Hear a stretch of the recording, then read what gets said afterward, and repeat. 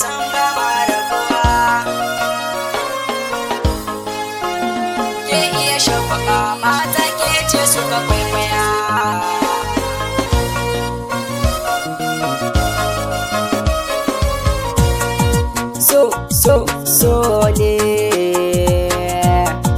So soyayya. Ke ga da ni da ke uwa san ba ma rabuwa.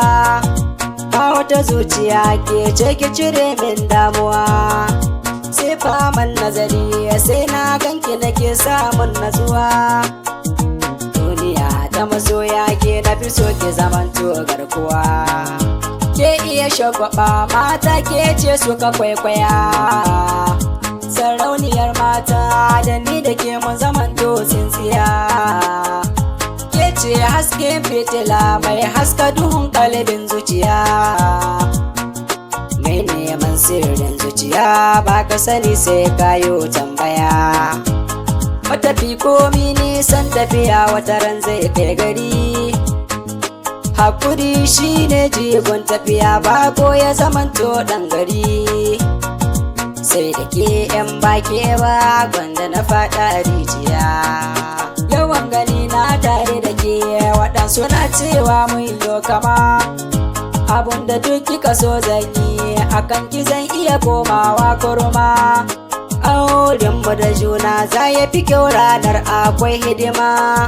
Da ni da ke mun zamɗai soyayya ce ta girma.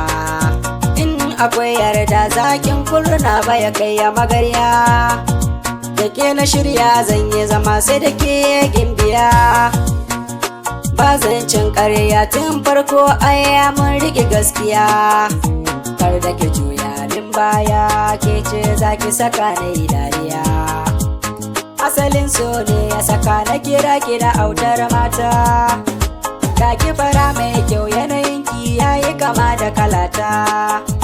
Babu fada a tsakani na zama keke ko kanuwata. Mun zama yan uwa domin ke waka ce na karanta.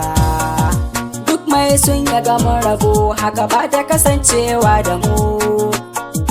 Haɗin rabu ne ku yi shu sai wanda ya soyi da mu. Sabanin haka kaddara in ta zo ba ta da magani. Runguma 'yar uwa ciyo na ke ce magani.